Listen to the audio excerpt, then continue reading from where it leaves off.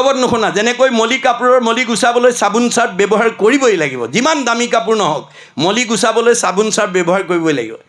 দামী কাপোৰ বুলি চাবোন চাৰ্ফ ব্যৱহাৰ নকৰিলে মলিটো নিজে আঁতৰ নহয়। আপুনি গাঁওখনৰ যিমান ধনৱন্ত বিদ্যাৱন্ত শ্ৰীমন্ত সম্পদশালী নহওক কিম্বা ভাগৱত শুনিবই লাগিব। ভাগৱত নুশুনা জীৱ সংস্কাৰ হ'ব নোৱাৰে।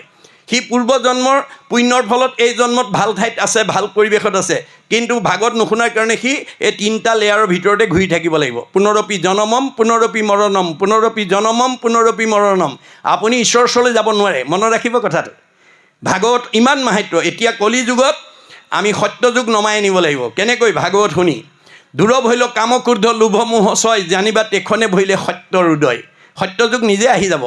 এতিয়া আপোনালোকে দেখিছে আগতকৈ ভাগৱত চৰ্চা বহুত বেছি হৈছে অসমত, আৰু বেছি হ'ব, ঘৰে ঘৰে হ'ব লাগিব। তেতিয়াহে আমি প্ৰত্যেকেই ইয়াতে সত্যযুগ নমাই আনিব পাৰিম।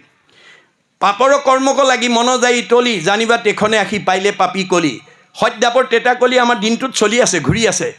মনত ৰাখিব কথাটো। গুণগতভাৱে আমি ভাগৱত শুনি যাতে আমাৰ গাঁওখন, আমাৰ ঘৰখন, আমাৰ পৰিৱেশ, আমাৰ সমাজখন যাতে আমি নিকা কৰিব পাৰোঁ, তাৰ কাৰণে আপোনালোকে এতিয়া আপোনালোকৰ মুৰমূৰীয়া গাঁৱৰ 383 নম্বৰ শংকৰ মাধৱ প্ৰাথমিকৰ বাপ আইসকলতকৈ বহুত ধনী, বহুত ডাঙৰ গাঁও এই অঞ্চলত থাকিব পাৰে, কিন্তু এনেকুৱা দুদিনীয়া কাৰ্যসূচীৰে জগতৰ উপকাৰ হোৱা, জগতৰ বায়ু প্ৰদূষণ সংশোধন হোৱা, জীৱবিলাকৰ শুদ্ধতা হোৱা এই পৰিৱেশ চবেই কৰিব নোৱাৰিবও পাৰে।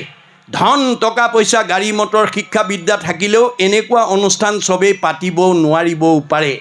এই কথা ভাগৱতে কৈছে। শতকোটি জন্মান্তৰে হুৱে মহাভাগ, নৰশৰীৰ অকজীৱে তেবে পাৱে লাগ, তাতো যেবে মূৰ দায়া ভৈল যাক প্ৰতি, সেহিষে কৰিব পাৰে আমাতো ভকতি। আজি এই 383 নম্বৰ শংকৰ মাধৱ প্ৰাথমিক আৰু মুৰমূৰীয়া গাঁৱৰ ৰাইজৰ ওপৰত ভগৱানৰ কৃপা পৰিছে কাৰণেহে আপোনালোকে এই দুদিনীয়া কাৰ্যসূচীৰে এই ভক্তি ধৰ্ম প্ৰচাৰ কৰিব পাৰিছে আৰু ভাবিছে যে আমি এনেকুৱা এটা অনুষ্ঠান পাতোঁ। ভাবিলে তাৰমানে আপোনালোকৰ সকলোৰে হৃদয়তে ভগৱন্ত আছে। সমস্ত ভূতৰে মই আছোঁ হৃদয়ত। কি কাৰণে আছোঁ? যদৃশী ভাৱনা জৈছ সিদ্ধি ভৱতী তাদৃশী।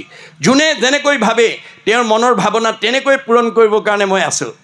ভাৱেন লভতে সৰ্বম, ভাবিব পাৰিলে ভগৱানৰ পৰা চব আদায় কৰিব পাৰিম। ভাৱেন দেৱ দৰ্শনম, ভাবিব পাৰিলে সকলো দেৱতা দৰ্শন কৰিব পাৰিম।